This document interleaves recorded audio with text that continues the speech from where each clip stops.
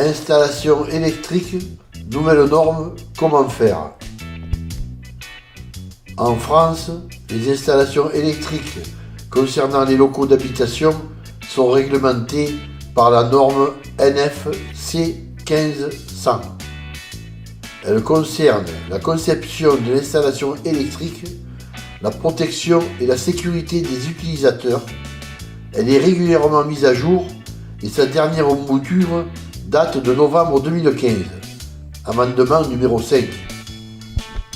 Toute construction nouvelle ou rénovation nécessitant un raccordement au réseau ERDF doit faire contrôler cette installation par le service qui délivre le consuel.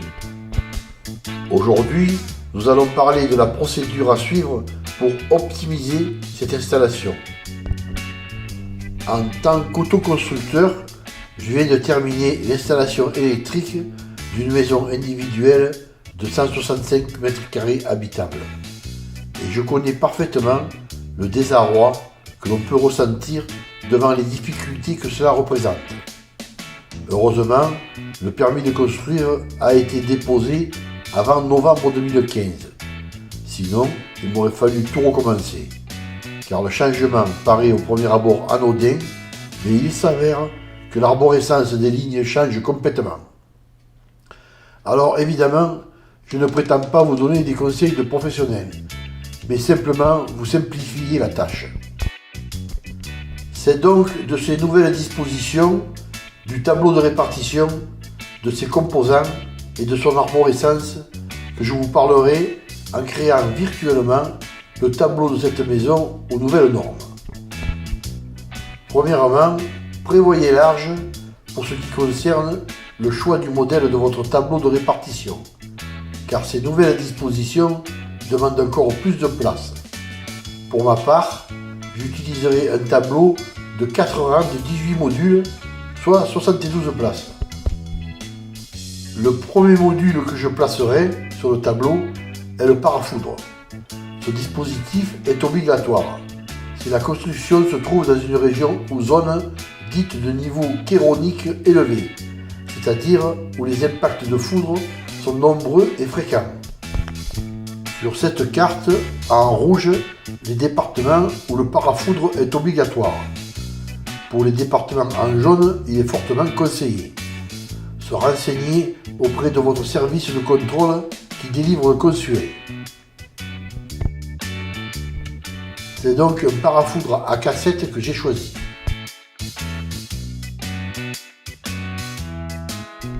Il est très pratique car en cas d'impact de foudre sur la maison, il coupe instantanément tout le circuit.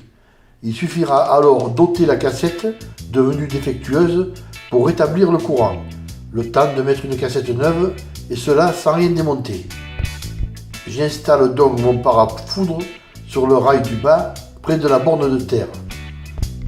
Cet emplacement est le plus adapté car la norme impose que le circuit de branchement du parafoudre des bornes du tableau reliées au disjoncteur différentiel principal à la borne de terre du tableau n'excède pas 50 cm.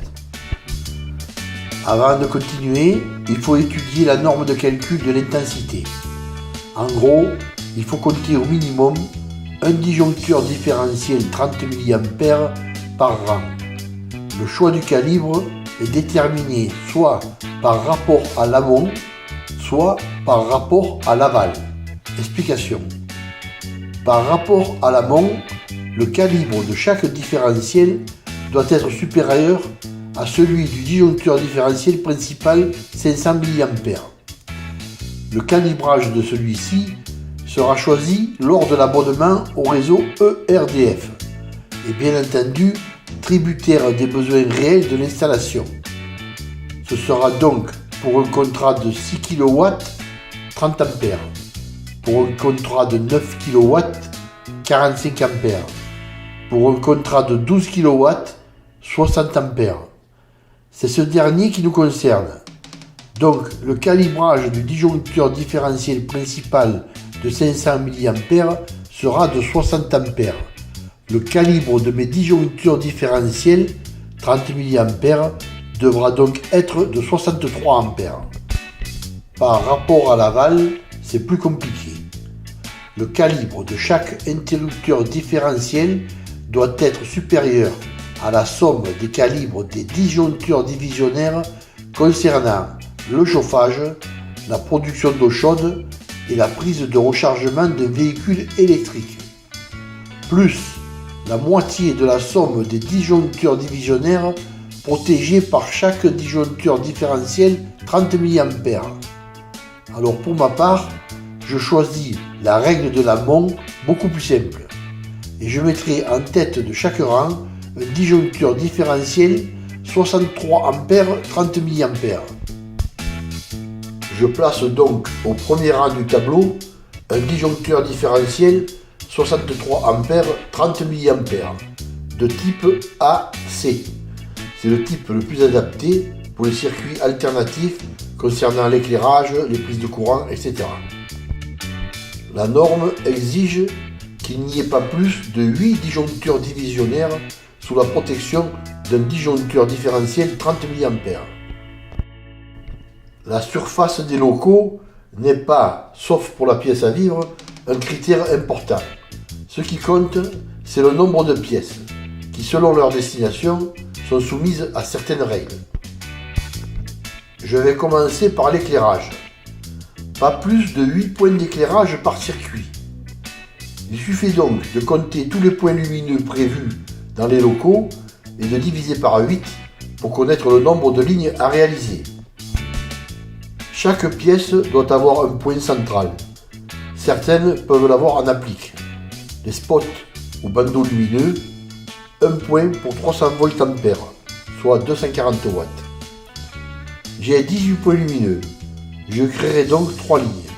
J'en placerai une sur chacun des 3 premiers rangs. Ceci pour éviter que tout l'éclairage soit sous la protection d'un seul disjoncteur différentiel, ce qui permet de sectoriser les zones d'éclairage si une panne se produit sur un rang. Ensuite, sur le premier rang, je vais mettre les lignes d'alimentation des volets roulants. L'idéal serait de créer une ligne pour chaque volet roulant, mais cela prendrait trop de place. Donc je vais sectoriser. Il y a 9 volets roulants, je crée donc 3 secteurs alimentant 3 volets et je mets en place 3 disjoncteurs divisionnaires de 20 ampères. Sur ce premier rang, je vais ajouter 3 lignes de 20 ampères. L'alimentation d'une future pergola bioclimatique sur la terrasse. L'alimentation de la hotte aspirante de la cuisine et l'alimentation de la VMC. Je mets un 20 ampères car je ne sais pas quel type de VMC sera installé. Et la protection varie selon les modèles. Cela peut être 2 ampères, 16 ampères ou 20 ampères. Il reste donc sous la protection de ce différentiel du premier rang une place. J'y reviendrai plus tard au besoin. Je vais donc passer au deuxième rang.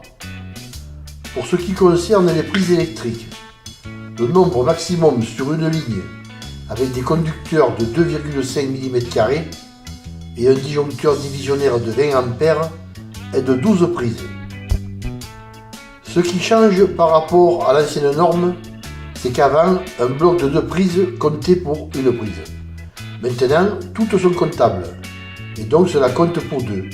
Idem pour les blocs de 3 et 4 prises. J'ai une cinquantaine de prises à pourvoir. Je vais donc créer 6 lignes de 20 ampères. 4 que je mets sur le deuxième rang, 2 sur le troisième rang.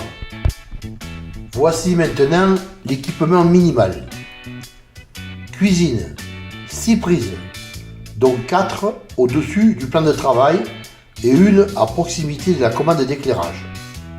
Séjour, 5 prises, dont une à proximité de la commande d'éclairage et une par tranche de 4 m². Chambre, 4 prises, dont une à proximité de la commande d'éclairage et 3 en périphérie.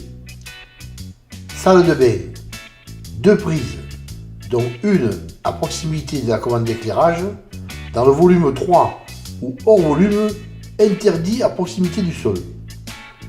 Circulation, couloir, WC et autres, 2 prises, dont une à proximité de la commande d'éclairage, obligatoire dans les locaux de plus de 4 m². Extérieur. Une prise par entrée principale et une prise à proximité du garage. À la suite, sur le deuxième rang, je commence à mettre en place les lignes dédiées. Une pour le lave-linge, l'autre pour le sèche-linge. Je place ensuite sur ce deuxième rang, en tête de rang, un disjoncteur différentiel 63 A 30 mA de type A. C'est cette spécificité qui est recommandée pour protéger les appareils ménagers comprenant des composants électroniques, qui sont susceptibles de provoquer des fuites de courant continu. Sur ce deuxième rang, j'ai pratiquement atteint le quota de disjoncteurs divisionnaires placés sous la protection du différentiel de tête de rang. Je mets donc en place sur ce rang un deuxième disjoncteur différentiel 63 A 30 mA de type AC. Et sous sa protection, je place 3 lignes dédiées. Une 32 A pour le four traditionnel, on peut aussi mettre une 20 A, une 20 A pour le réfrigérateur et une 20 A pour le congélateur. Je passe ensuite au troisième rang, où je mets en tête de rang un disjoncteur différentiel 63 A 30 mA de type A. Et sous sa protection, je place des lignes dédiées. Une ligne 32 A pour les plaques de cuisson, une 20 A pour le lave-vaisselle, puis deux lignes de 32 A pour la pompe à chaleur, une ligne pour l'unité externe, l'autre pour l'unité interne. Je continue avec une ligne de 20 A pour le chauffe-eau thermodynamique qui fera pour l'unité externe et l'unité interne. Sur ce différentiel de tête du troisième rang, le quota de lignes est atteint. Je vais donc créer un secteur dédié uniquement à la salle de bain. Je place donc à la suite sur ce troisième rang un disjoncteur différentiel 63 A 30 mA de type AC. Et je place sous sa protection une ligne d'éclairage 16 A et une ligne 20 A pour le meuble et le sèche-serviette. Il me reste encore une ligne dédiée à placer. Je reviens donc au premier rang où j'ai laissé de la place et je mets une ligne 20 A pour l'adoucisseur d'eau. Je passe maintenant au quatrième et dernier rang. Ce dernier, hormis le parafoudre, est dédié au réseau de communication et information. Je place en tête de rang, après le parafoudre, un disjoncteur différentiel de 63 A 30 mA de type HPI. Il offre la même protection que le type A, mais il offre une protection supplémentaire aux appareils sensibles aux coupures de courant intempestives, comme par exemple les appareils informatiques. Je place ensuite deux lignes dédiées, une 20 A pour la protection du tableau de communication et les deux prises modulaires obligatoires sur le tableau de répartition, et une 2 A pour la protection de l'éco-compteur. La norme impose l'obligation de mesurer les consommations secteur par secteur: chauffage, production d'eau chaude, service, éclairage, etc. Ceci dans le but de faire prendre conscience de la maîtrise des consommations. C'est donc l'éco-compteur, un petit ordinateur, qui va se charger de cette tâche. Pour le branchement de cet éco-compteur, voir la vidéo branchement électrique comment faire l'éco-compteur sur la chaîne YouTube Daniel Marcelin.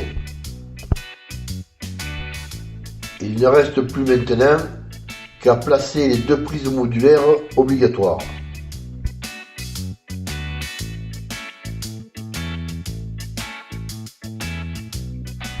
Je vais maintenant procéder au câblage de l'arrivée du courant.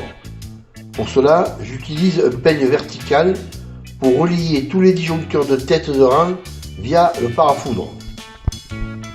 Il est facile à installer. Il suffit de le présenter contre les disjoncteurs différentiels et le parafoudre et de faire glisser pour que les ergots pénètrent dans les logements.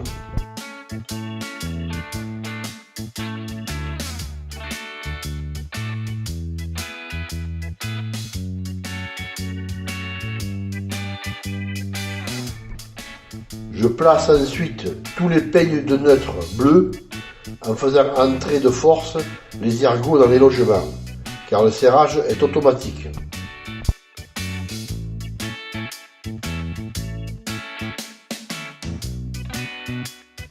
Puis je fais de même pour placer les peignes de phase de couleur rouge ou noir.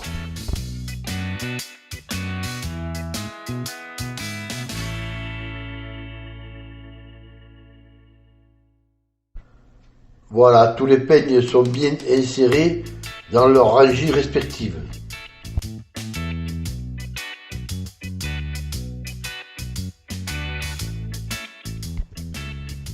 Il me faut maintenant relier les disjoncteurs différentiels qui se trouvent en milieu de rangée.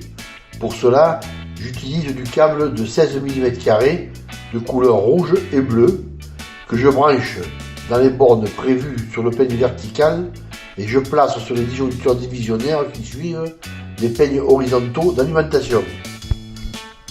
Et voilà, a priori le tableau est terminé. Reste maintenant à effectuer l'arborescence de l'installation, ligne par ligne, pour alimenter toutes les pièces en se branchant sur les modules du tableau. Le choix d'un grand tableau était nécessaire. Il y a 4 rangs de 18 modules, donc 72 places. J'en ai utilisé 54, il reste donc 18 places de libre. La norme préconise qu'il y ait 20% de places libres sur le tableau, ce qui fait 14 ou 15 places. Je suis donc dans les clous. Pour plus de précision, rendez-vous sur les blogs bâtir-sa-maison-au-verbe.com ou bien bâtir-sa-maison.net.